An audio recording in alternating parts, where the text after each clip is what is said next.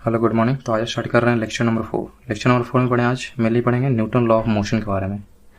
तो लेकिन Newton law of motion पढ़ने से पहले आपको पता होना चाहिए कि फोर्स क्या है, इनर्शिया क्या है एंड मोमेंटम क्या है। ये तीन चीज़ आपको पता होना चाहिए, तब आप क्या समझ पाएंगे न्यूटन लॉ ऑफ मोशन होता क्या है। तो फर्स्ट पढ़ते व्हाट इज अ फोर्स। तो फोर्स क्या है? Force is an external agent capable of changing the state of a rest और motion of the particular body. यानी कोई भी बॉडी अगर रेस्ट में है तो उसके पोजीशन को चेंज करना, यानी कि रेस्ट तो उसको क्या करना है, मोशन में लाना। यानी कोई बॉडी अगर मोशन में है तो उसके पोजीशन को चेंज करना, यानी कि कम मोशन में तो ज़्यादा मोशन करना है, या तो मोशन में तो क्या करना, रोकना। तो उसके लिए हम क्या करना है, एक्सटर्नल एजेंट का इस्तेमाल करते हैं, उसी को बोलते हैं फोर्स बोलते हैं।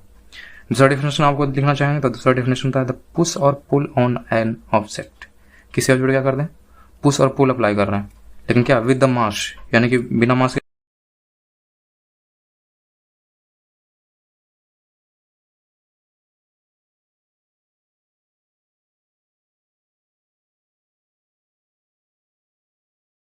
ठीक है, तो उससे क्या होगा, वेलोसिटी में चेंजिंग होगा, तो उसे क्या बोलेंगे, फोर्स बोलेंगे। इसका मतलब है फोर्स के बराबर क्या होगा, फोर्स का फॉर्मूला क्या हो जाएगा, मास इनटू एक्सेलरेशन हो जाएगा। यहाँ क्या हो रहा है, change in velocity, change in velocity क्या बोलेंगे, एक्सेलरेशन बोलेंगे। तो यानी कि फोर्स इक्वल क्या होगा, मास इनटू एक्सेलरेशन हो जाएगा। ये एम्स वगैरह मास को, इसका यूनिट क्या होगा, न्यूटन होगा। अदर यूनिट निकालना चाहें तो अदर यूनिट सिंपल क्या करना, मास का यूनिट क्या होता है, किलोग्राम होता है। एक्सेलरेशन का यूनिट होता है मीटर पर सेकंड स्क्वायर, यानी इसका यूनिट क्या हो जाएगा, किलोग्राम मीटर पर सेकंड स्क्वायर। अब इसकी अगर डायमेंशन लिखना चाहेंगे तो डायमेंशन लिखना चाहें तो किलोग्राम के लिए क्या एम लिखेंगे, ये क्या है मीटर, मीटर के लिए क्या एल का इस्तेमाल करेंगे, और समय के लिए क्या होता है टाइम, यानी टाइमिंग के लिए क्या होगा, सेकंड है तो टाइम का तो इसे टी, यानी कि एम एल टी माइनस 2 हो जाएगा ये डायमेंशन। अब ये ध्यान देना कि फोर्स का अदर यूनिट भी होता है। अगर माना कि कोई डाइन में दिया होता है, समझेंगे कि फोर्स ही है वो, ठीक है। तो डाइन होता है उसका पाउंड फोर्स होता है, किलो पाउंड होता है, पाउंडल होता है एंड कीप होता है। ये सारे क्या है, फोर्स के अदर यूनिट है, आपको याद रखना होगा। Dyne, pound force, kilo pound, poundal and kip. एक चीज़ आपको ज़्यादातर पूछा जाता है कि 1 न्यूटन इक्वल टू कितना डाइन होता है, तो याद रखना 1 newton equal to 10 to power 5 dyne होता है। 1 equal to 10 to the power 5 dyne. फिर पूछेगा फोर्स क्या है, स्केलर है, वेक्टर, वेक्टर क्वांटिटी होगा, क्योंकि फोर्स क्या करें, किसी खास डायरेक्शन में अप्लाई करते हैं, इसलिए क्या होगा, ये डायरेक्शन पर डिपेंड करेंगे, क्या होगा, वेक्टर क्वांटिटी होगा। नेक्स्ट पढ़ेंगे व्हाट इज इनर्शिया। इनर्शिया आखिर है क्या? इनर्शिया का हिंदी फॉर्म होता है जड़त्व। तो पढ़ते हैं, a property of a matter by which it remains at rest or in motions in the same straight line unless some external force applied on the body। यानी कोई बॉडी है किसी स्ट्रेट लाइन पे, तो अगर वो रेस्ट में है तो रेस्ट ही में रहना चाहेगा, अगर मोशन में है तो मोशन में ही रहना चाहेगा, जब तक उसको कोई बाहर से कोई फोर्स ना अप्लाई करे। तो इसी जो प्रॉपर्टी है रेस्ट में रहने का या मोशन में रहने का प्रॉपर्टी है, इसी को क्या बोलते हैं, इनर्शिया, यानी कि जड़त्व बोलते हैं। फिर से ध्यान दीजिएगा, a property of matter by which it remains at a rest or in motions in the same straight line unless some external force applied on the body। ठीक है, समझ गए। नेक्स्ट पढ़ेंगे व्हाट इज मोमेंटम। मोमेंटम का हिंदी होता है संवेग। Momentum का क्या होता है, याद रखना, product of the mass of the body and its velocity is called momentum. यानी क्या करना, मास और वेलोसिटी को क्या मल्टीपल करेंगे तो हमको मोमेंटम मिलेगा। ये भी क्या है, ये भी क्या होता है, डायरेक्शन पर डिपेंड करता है, तो क्या होगा, ये वेक्टर क्वांटिटी होगा। मोमेंटम को क्या डिनोट करते हैं स्मॉल पी से, तो पी इक्वल टू क्या जाएगा, मास इनटू वेलोसिटी। ये हो गया मास, ये वेलोसिटी। अगर इसका यूनिट लिखना चाहें तो मास के लिए क्या होगा, किलोग्राम होगा, एंड वेलोसिटी के लिए लिखेंगे मीटर पर सेकंड, यानी कि मोमेंटम का यूनिट हो जाएगा किलोग्राम मीटर पर सेकंड्स। ठीक है, नेक्स्ट पढ़ते हैं Newton law of motion. Newton law of motion पहले ये बताएंगे आया कहाँ से। तो ये तो पता है कि हमको न्यूटन साहब ने न्यूटन लॉ ऑफ मोशन दिया। तो उन्होंने एक पुस्तक लिखा था 5 जुलाई 1687 AD। उन्होंने क्या लिखा था, एक बुक लिखा था, इसका नाम था, पूरा नाम आपको याद रखना होगा, इसका नाम है फिलोसफियाई न्यूट्रलाइज प्रिंसिपिया मैथमेटिका, लेकिन तो शॉर्ट में क्या बोलते हैं, शॉर्ट में बोलते हैं प्रिंसिपिया बोलते हैं। ठीक है, तो यहीं से ये क्या है, हमारा तीनों लॉ है, Newton first law, second law and third law. इसी किताब में न्यूटन जी ने क्या लिखा था, एक्सप्लेन किया था। तो फर्स्ट पढ़ते हैं what is Newton first law, यानी कि न्यूटन फर्स्ट लॉ में क्या है, उसको ध्यान देंगे। तो ये बोलता है, it state that every object will remain at rest और in uniform motions in a straight line unless compelled, ये ध्यान देना, unless compelled to change its state by the action of an external force। इसका मतलब ये हो कि अगर कोई बॉडी अगर रेस्ट में है या तो यूनिफॉर्म मोशन में है तो उसी पोजिशन में रहना चाहेगा जब तक कि उसको क्या, unless compelled, unless compelled, compelled मतलब क्या होता है, मजबूर करना। जब तक उसको मजबूर न किया जाए उसको क्या करना, to change its state by the action of external force, यानी किसी एक्सटर्नल फोर्स अप्लाई करके उसको कंपेल न किया जाए या क्या अगर रेस्ट में तो उसको हम रेस्ट टाइम क्या करना, मोशन में करना चाहेंगे। जब तक हम एक्सटर्नल फोर्स अप्लाई नहीं करेंगे तब तक वो रेस्ट ही में रहेगा, या तो यूनिफॉर्म मोशन में तो यूनिफॉर्म मोशन में रहेगा। इसी को क्या बोलते हैं, Newton first law of motions. इससे हमको क्या पता चलता है, इससे क्या पता चलता है हमको फोर्स का डेफिनेशन के बारे में पता चलता है। या आपसे क्वेश्चन पूछा न्यूटन फर्स्ट लॉ से हमें क्या पता चलता है, तो याद रखना कि क्या करता है, डेफिनेशन को शो करता है, फोर्स के डेफिनेशन को शो करता है। अब ये फिर पूछा जाए कि न्यूटन फर्स्ट लॉ का दूसरा नाम पूछा जाए तो याद रखना आपको, लॉ ऑफ गैलीलियो इसको बुलाते हैं, एंड लॉ ऑफ इनर्शिया भी बुलाते हैं। Law of Galileo and law of inertia, ये Newton first law of motion का ही नाम है।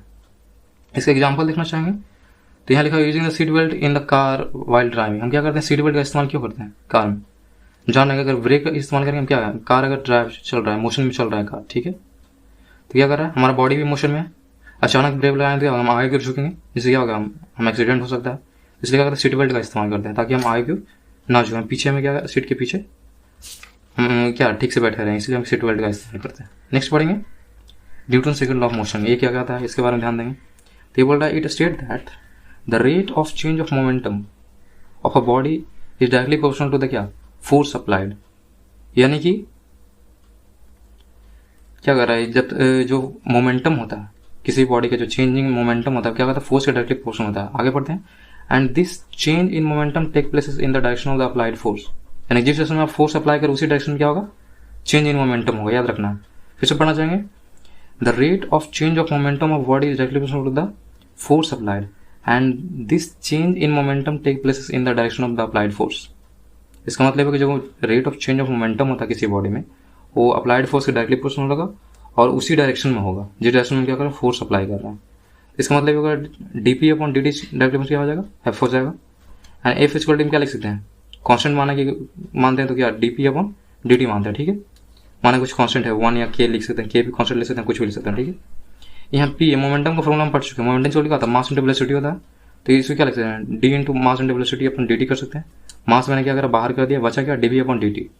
और dv अपॉन dt क्या बोलते हैं, यानी कि change in velocity equal to क्या, टाइम। dv अपॉन dt क्या बोलते हैं, एक्सेलरेशन बोलते हैं, यानी कि f क्या हो जाएगा, मास इंटू एक्सेलरेशन हो जाएगा। इसका मतलब क्या पता चल रहा है कि न्यूटन सेकंड लॉ में क्या दे रहा है हमको, फोर्स का फॉर्मूला दे रहा है, याद रखना। न्यूटन सेकंड लॉ हमको क्या देगा, फोर्स का फॉर्मूला देगा, ये याद रखना चाहिए। नेक्स्ट पढ़ते हैं Newton third law of motion. Third law of motion क्या बोलता है, तो ध्यान दीजिएगा, it state that for every action in a nature there is an equal and opposite reaction. यानी कि प्रकृति में जितना, यानी कि नेचर में एवरी एक्शन के बदले क्या होता है, रिएक्शन होता है। ये आपको कंफर्म रहना है कि every actions in a nature there is an equal and opposite reaction. Equal होगा और अपोजिट में होगा। माना कोई वॉल है, वॉल पे हम क्या करते हैं, फोर्स अप्लाई करते हैं, तो वॉल भी क्या करे, हम पे फोर्स अप्लाई करें, यानी कि जितना जोर से हम किसी वॉल को हिट करेंगे उतना ही हमको चोट लगेगा। क्यों चोट लगता है, क्योंकि वॉल भी क्या कर रहा है, उतना ही फोर्स हमको क्या कर रहा है, हम लोग की तरफ दे रहा है, ठीक है। ये रॉकेट लॉन्च जो होता है, रॉकेट लॉन्च भी क्या होता है, न्यूटन थर्ड लॉ का एग्जाम्पल है। तो क्या होता है, फ्यूल बर्न होता है, वो नीचे क्या करता है, फोर्स अप्लाई करता है, और रॉकेट क्या होता है, ऊपर की ओर जाता है, ठीक है। तो Newton third law of motion भी क्या है, ये रॉकेट लॉन्च इस पे डिपेंड करेगा, ठीक है, Newton third law of motion पे। नेक्स्ट पढ़ते हैं principle of conservation of linear momentum. Linear momentum को पढ़ना है, लेकिन principle of conservation of linear momentum आगे है क्या, ठीक है।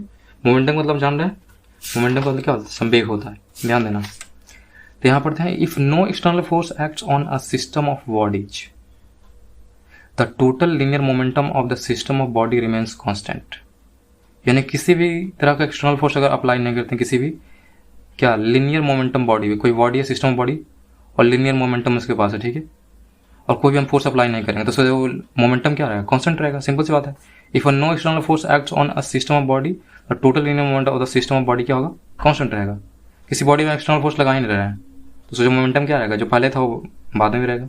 इसका मतलब ये हुआ कि the total momentum of the bodies before and after collision remains same.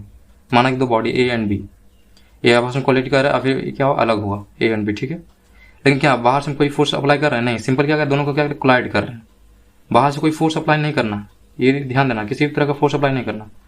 तो यहाँ टकराने के बाद और टकराने से पहले दोनों तरह समय क्या होगा, मोमेंटम से, माना कि इसका मोमेंटम पी ए है स्टार्टिंग रेडियस में, आफ्टर कोलिजन क्या होगा, ये पी ए ही होगा। माना इसका मोमेंटम पी वी है, स्मॉल से, ध्यान देना, कैपिटल पी से स्मॉल पी से, स्मॉल पी वी है, ठीक है।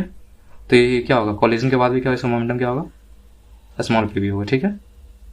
यानी इसका मतलब फिर ध्यान देंगे, if no external force acts on a system of body the total linear momentum of the system of body remains constant.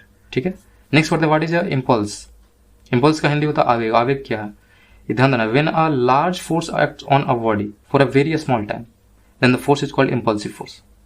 समझ गए, इम्पल्सिव मतलब इम्पल्सिव से क्या लग रहा है कि बहुत ज्यादा पावरफुल होगा, ऐसा लग रहा है, नाम से ही पता चल रहा है इम्पल्सिव से। तो इसका मतलब क्या है, कोई वीक फोर्स अप्लाई करते हैं किसी भी बॉडी पे शॉर्ट टाइम पीरियड के लिए, तो क्या बोलेंगे, इम्पल्सिव फोर्स बोलेंगे। ठीक है, लेकिन पूछा कि इम्पल्स क्या है, इम्पल्सिव फोर्स तो जान रहे हैं, इम्पल्स क्या है, तो जो आप इम्पल्सिव फोर्स अप्लाई करें और टाइम जो जितना आपको टाइम लगा उस दोनों को मल्टीपल कर दें तो क्या हो जाएगा, इम्पल्स हो जाएगा। तो यहाँ क्या बोला, impulse is define as a क्या, प्रोडक्ट ऑफ क्या, फोर्स एंड टाइम। फोर्स और टाइम को अगर प्रोडक्ट करते हैं क्या मिलता है, इम्पल्स मिलता है। ये भी क्या होता है, डायरेक्शन पर डिपेंड करता है, यानी कि किसी को हिट करना तो किसी डायरेक्शन में आप हिट करते हैं, यानी ये भी डायरेक्शन पर डिपेंड करते हैं, क्या होगा, वेक्टर क्वांटिटी होगा। और इम्पल्स का फॉर्मूला लिखना चाहेंगे तो क्या होगा, फोर्स इंटू टाइम। अगर यूनिट की बात करें तो फोर्स का यूनिट क्या होता है, न्यूटन होता है, एंड टाइम का होता है सेकंड, यानी कि इम्पल्स का यूनिट क्या होगा, न्यूटन सेकंड होगा। ठीक है, तो आज के लिए इतना ही। कल हम पढ़ेंगे क्या, नेक्स्ट लेक्चर में हम लोग पढ़ेंगे सेंट्रीपिटल फोर्स और सेंट्रीफ्यूगल फोर्स के बारे में। तो चलिए, थैंक यू।